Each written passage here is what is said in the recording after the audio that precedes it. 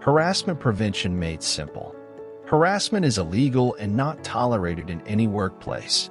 Harassment can inflict serious damage on an organization's productivity and morale.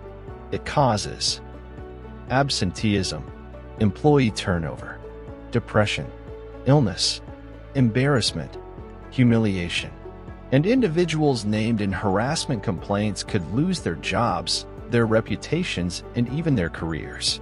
Workplace harassment occurs when people are treated poorly or unfairly because of a perceived difference. Managers and supervisors are the most effective resource the company has to combat harassment. Managers and supervisors are responsible for preventing harassment amongst those they supervise. Anti-harassment training needs to be taken seriously. The purpose of this training is to help you in your jobs. The company, like the courts, holds supervisors to a higher standard than other employees.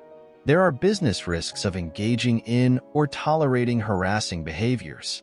Such risks include lost productivity, lower employee retention, and the employer's tarnished reputation. Simply put, harassment is bad for business. Would a reasonable person find the behavior offensive? The safe way to avoid harassment is to avoid these type of behaviors entirely. Remember what is unacceptable versus what is illegal. Employers don't want to suggest that behavior is unlawful when it might not be. You don't want to imply that unacceptable behavior is okay simply because it is not significant or pervasive enough to violate the law. Ask, does it follow our values? Accountability, integrity, innovation, service, and teamwork. Court rulings have established protected groups that are afforded legal protection from workplace harassment. These groups are defined by race, color, and national origin. Religion, either because of a person's faith or beliefs or pressure to join or convert to a faith. Disability, either mental or physical.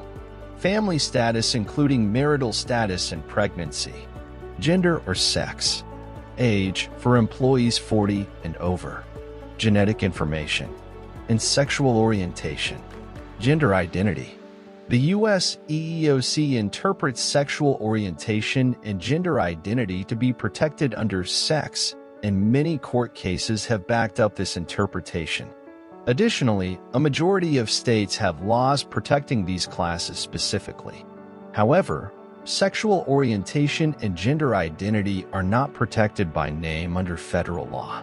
In addition, local laws and organizational policies prohibit the harassment of many other groups of employees.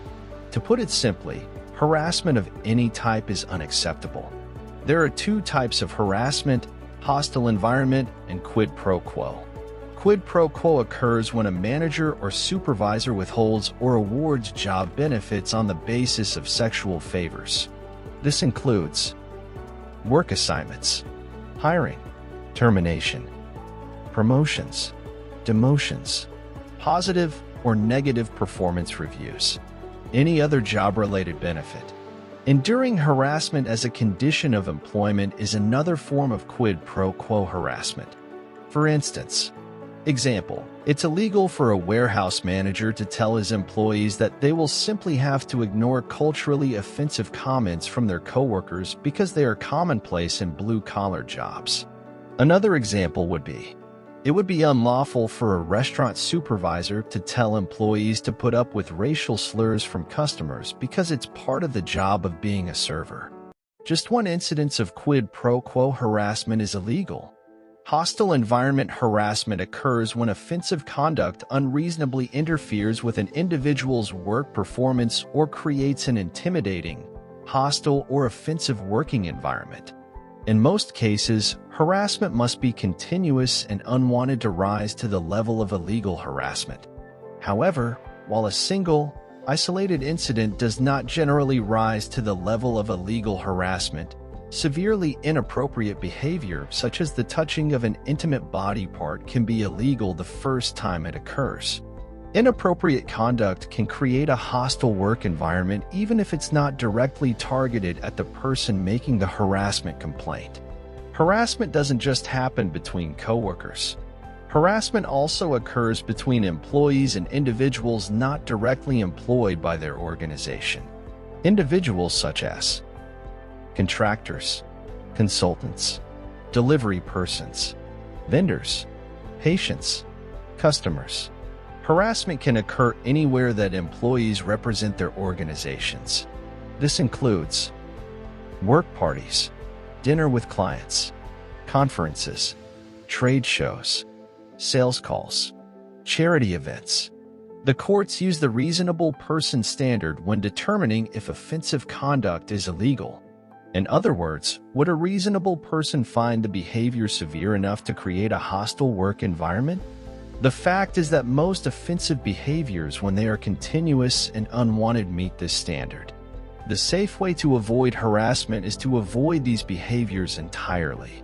The following conduct is unacceptable in any workplace and, when based on a protected group, could lead to illegal harassment: ridicule, mockery, insults, or put-downs; physical assaults, threats; intimidation; physically blocking a person's movement or ability to work; demeaning or offensive names; slurs or epithets; gossiping or spreading rumors about coworkers; jokes, banter, or remarks that are demeaning or degrading; menacing looks or gestures intended to threaten, intimidate, or humiliate a coworker; texting pictures, messages, or videos that offend, demean, or harass a coworker; sending offensive or harassing emails; viewing offensive websites; using social networking sites for harassing or offensive behavior; sexual harassment, which includes any continuous, unwanted behavior of a sexual nature, whether physical,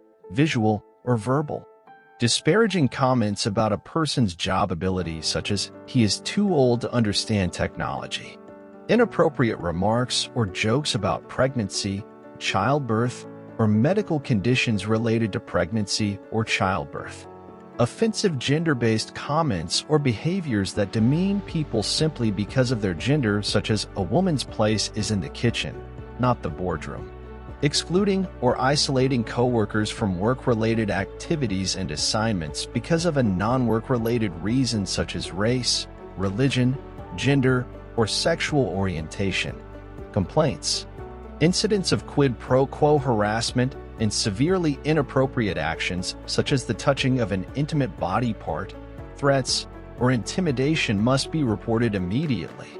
For less serious conduct, it is helpful, but not required, to tell coworkers that their behavior is unwanted.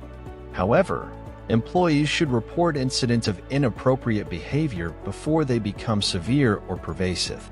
Although some information must be divulged in the process of investigating complaints, confidentiality is guaranteed to the greatest extent possible. What to say as a supervisor to respond in the moment. If supervisors aren't taught what to say from the very moment an employee reports harassment to them, they may say something unwise, such as, "That doesn't sound like Bob." Make it simple. Supervisors should say, "Thank you for bringing your concerns to my attention. We take them very seriously," and then boost. All allegations or reports of harassment must be reported immediately to HR. Supervisors cannot promise absolute confidentiality. Supervisors should report all complaints to HR. Investigations need to be confidential. Supervisors need to respond proactively to unacceptable conduct. Supervisors who see, hear, or otherwise become aware of harassing behavior should follow up, even in the absence of a complaint. To be silent is to condone. Retaliation, not tolerated. Fear of retaliation is the primary reason employees do not raise concerns when they should. Employers must define retaliation as broadly as the law in terms of who is protected, not just complainants, and what is prohibited, not just discipline and discharge. Examples of other prohibited retaliatory actions include changing the amount of work given to employees, shifting the nature of assigned tasks, and excluding workers from key meetings. Emphasize that retaliation of any kind against a person who reports or witnesses harassment will be met with immediate corrective action. Retaliation. It is illegal to retaliate against employees for making or participating in a harassment complaint. This means that managers and employers cannot punish or discipline employees for filing or participating in a harassment complaint. Likewise, non-management employees cannot bully, harass, intimidate, or threaten coworkers for participating in a harassment complaint. Even if the complaint is found to be without merit, the participants are protected if they had a good faith belief that harassment occurred. Harassment has consequences. Both harassment and retaliation can result in disciplinary actions, including written warnings, suspension, demotion, and termination. Harassment charges often affect future career advancement and may even hamper the ability to be hired by another organization. The loss of personal reputation and trust with coworkers, friends, and family can be devastating and life-altering. What can you do to prevent harassment? It's simple. Leave offensive behaviors at the door. Treat everyone with respect. Speak up when you see harassment. Your role. Set an example. Always take harassment seriously. Follow the company's policies and procedures. Ensure employees are following them as well. Filter and boost. Periodically inspect the workplace for objectionable items, graffiti, items, or behavior. Your presences in the work area can greatly reduce inappropriate conduct. Every employee deserves a safe, comfortable environment at work, a workplace free of harassment and fear and full of respect. It's up to everyone to do their part in preventing harassment.